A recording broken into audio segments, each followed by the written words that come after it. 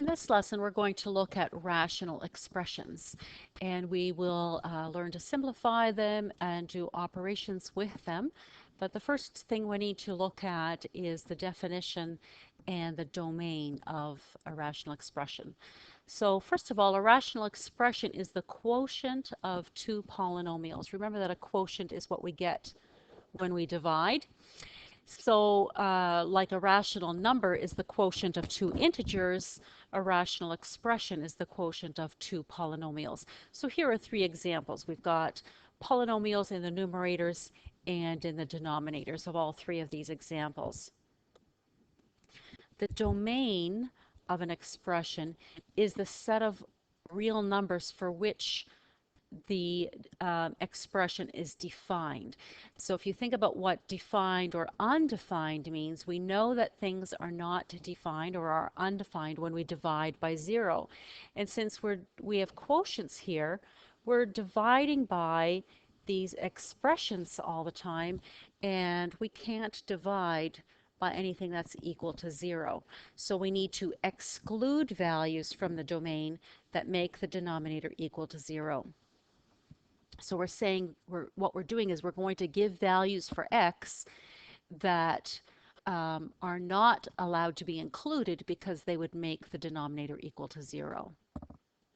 So these are the denominators from the three examples above. So in the first one, the denominator is x plus 4. So x plus 4 can't be equal to 0. So what value of x does that give us? Just think of this as an equation. So if we subtract 4 from both sides, we can say that x cannot be equal to negative 4. So that the value negative 4 is excluded from the domain for that expression. In question B, the denominator is x minus 9. So if x minus 9 cannot be equal to 0, we can add 9 to both sides. We'll see that x cannot be equal to 9. So 9 has to be excluded because if we put a 9 in there, we'll have 9 minus 9, which gives us 0, which would mean that expression would be undefined. If we look at C, we've got this whole polynomial that can't be equal to 0. So we have to find a way of excluding the values or figuring out which values of x will make that equal to 0. To do that, we need to factor it, and we're going to learn one piece of number theory as we do this. So this is the type of trinomial that needs to be factored using decomposition because we have a number in front of our x squared term. So we'll take our a times c, and we'll get 3 times 5, which is 15. Our b is 16. So we want two numbers that multiply to give us 15, add to give us 16, and that will be 15 and 1. So we're going to decompose our middle term. So we'll get 3x squared plus 15x plus 1x plus 5 can't be equal to 0. So now we'll common factor in groups. So from the first two terms, we can common factor out a 3x, and we're left with x plus 5. And here we can see that we've got 1x plus 5. And the whole thing can still not be equal to 0. So we'll pull out our common factor now of an x plus 5. So x plus 5 times 3x plus 1 cannot be equal to 0. So now we have to think about what values of x would make that true. If I have two numbers that I multiply to give me 0, if I say a times b equals 0, then either a equals 0 or b equals 0, right? We can't multiply any real numbers other than 0 together to get 0. So either a has to be 0 or b has to be 0 or both, okay? And that's called the zero product rule.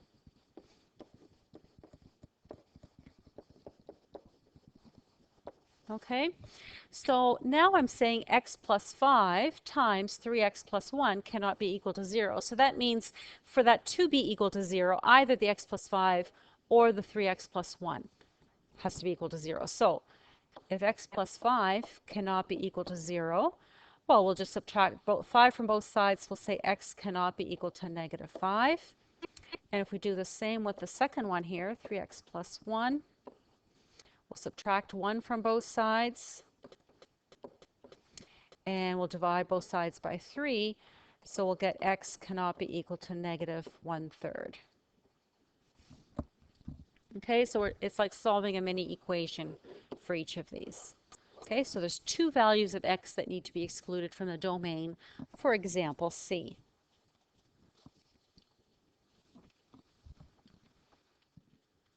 So for question D here, let's find the numbers that need to be excluded from this rational expression, and just ignore that little square there. So I've got x over x squared minus 49. So we only care about the denominator. So x squared minus 49 cannot be equal to 0. There's 2 ways to do this because of the type of polynomial that we have here on the left, but let's do it using the factoring method. This is a difference of squares. X squared is a perfect square, 49 is a perfect square. We're subtracting, so we can factor that into x plus 7 times x minus 7. Okay, so the x plus 7 cannot be equal to 0, and the x minus 7 cannot be equal to 0. So this one, the one on the left, will give us a value that x can't be negative 7. The one on the right will give us x can't be equal to positive 7. So we could say x cannot be plus or minus 7. So the values 7 and negative 7 have to be excluded from this so that it remains defined and it isn't undefined. All right, let's move on to simplifying rational expressions. And the steps to follow are these.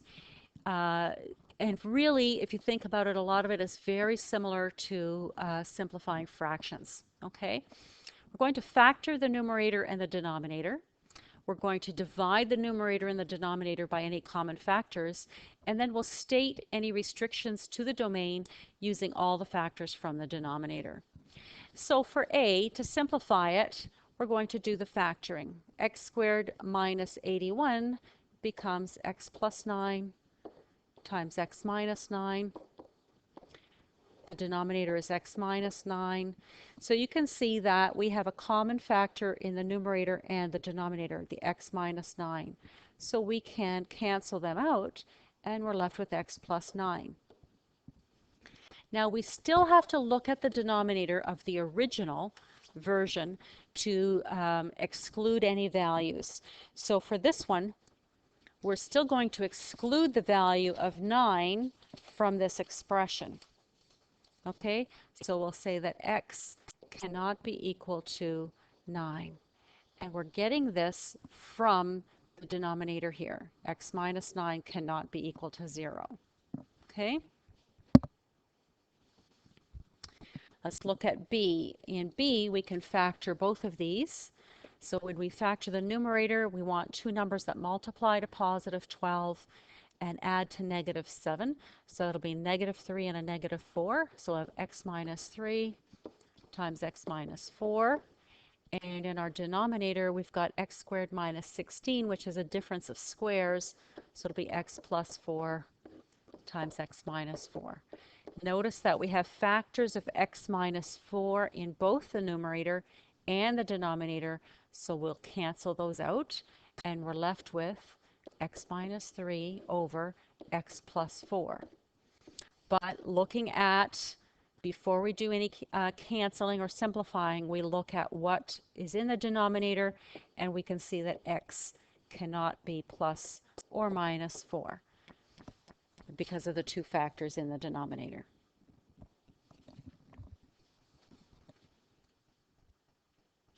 And then let's look at example C. We've got x squared plus 3x squared over x plus 3. So let's factor those out. In the numerator, we have a common factor of x squared. So we'll common factor that out. So we have x squared times 1 plus 3. Oh, you know what? That's a typo in the question. That should be x cubed plus 3x squared. Okay, so we still have a common factor of x squared. and it's times x plus 3. When we common factor the numerator, the denominator is x plus 3. So we can cancel those two terms out, sorry, these two factors out, and we're left with x squared. And we can say that x cannot be equal to negative 3. It's really important to recognize that you can only cancel factors, not terms, okay? Only cancel or divide out factors, not terms. So if I have x minus 3 over x plus 4, like I did in question B, I cannot cancel those two x's out because it's x minus 3 over x plus 4. So that is simplified as far as it can go. I can only cancel out things that are being multiplied in the numerator or in the denominator, not things that are being added or subtracted.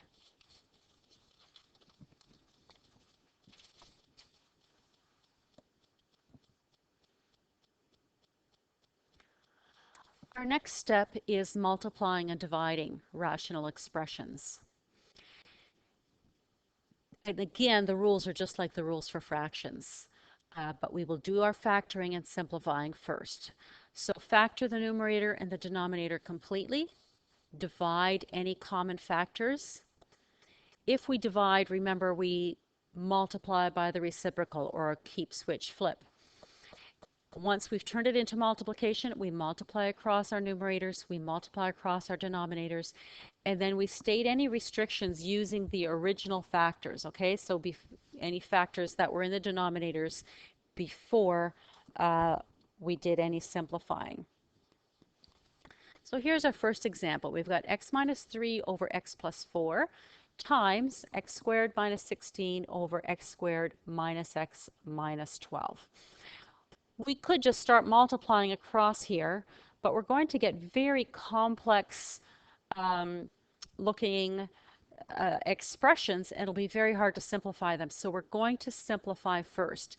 Just like if we had a fraction like 15 over 14 times 21 over 30, we would first say, well, 5 goes into 15 and 30 3 times and 6 times. 7 goes into 14 and 21 2 times and 3 times. Oh, and 3 goes into 3 and 6 1 time and 2 times, and we end up with 3/4. So if we simplify first, we end up with the most simplified possible answer. So we're going to do the same thing here, and we do it by factoring.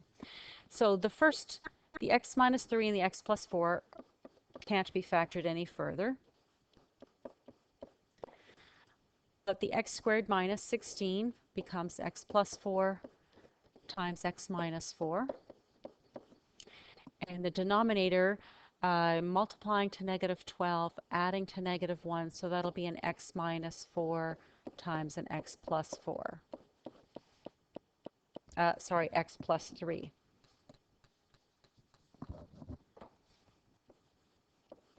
Okay.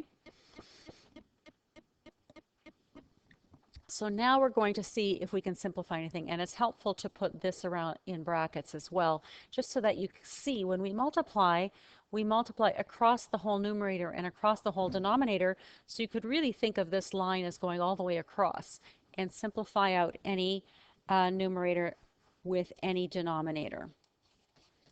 Okay, so I've got an x plus 4 in the denominator and 1 in the numerator.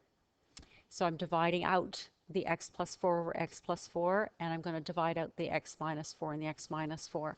So I'm left with x minus 3 over x plus 3. Now let's look at our original factored forms, though, to decide what our restrictions are.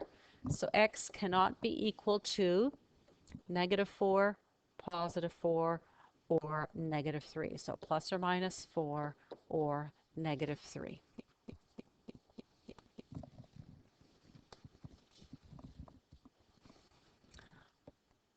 All right, let's look at the next question. Here we have 4 sets of factoring to do. If you find the factoring challenging, do it off to the side and then come back, bring it back into the problem with it all being in factored form. Feel free to press pause and do the factoring and the simplifying, and then come back, press play, and see how you did with this. Okay? So if I factor this first one, I've got x plus 6 times x plus 2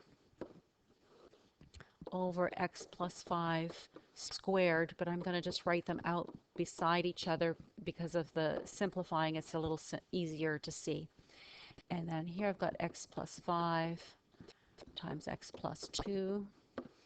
And in the denominator, I've got x plus 2 squared, but I'll just write them out separately because it makes it a little simpler for canceling out. Okay, so an x plus 2 and an x plus 2, an x plus 5 and an x plus 5, and an x plus 2 and an x plus 2. So lots of simplifying happening in this one, and I'm left with x plus 6 over x plus 5.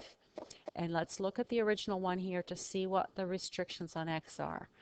It can't be negative 5, and it can't be negative 2.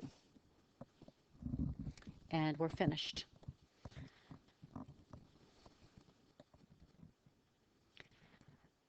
So let's do a divide question now. Okay, so remember the old keep, switch, flip trick. That's what we're going to do. And again, we're going to factor first, and then we'll multiply by the reciprocal of our second rational expression. So x squared minus 2x minus 8 will be x minus 4 times x plus 2 over x plus 3, x minus 3, difference of squares there. And since the second one's already in factored form, I'm going to multiply by the reciprocal right away, x plus 3 over x minus 4. Put brackets around each factored piece just so that you're not multiplying inappropriately through the brackets. So I can simplify x minus 4 over x minus 4 is 1, x plus 3 over x plus 3 is 1, and I'm left with x plus 2 over x minus 3. And if I look at the original question, the values that x cannot have are plus or minus 3 and positive 4.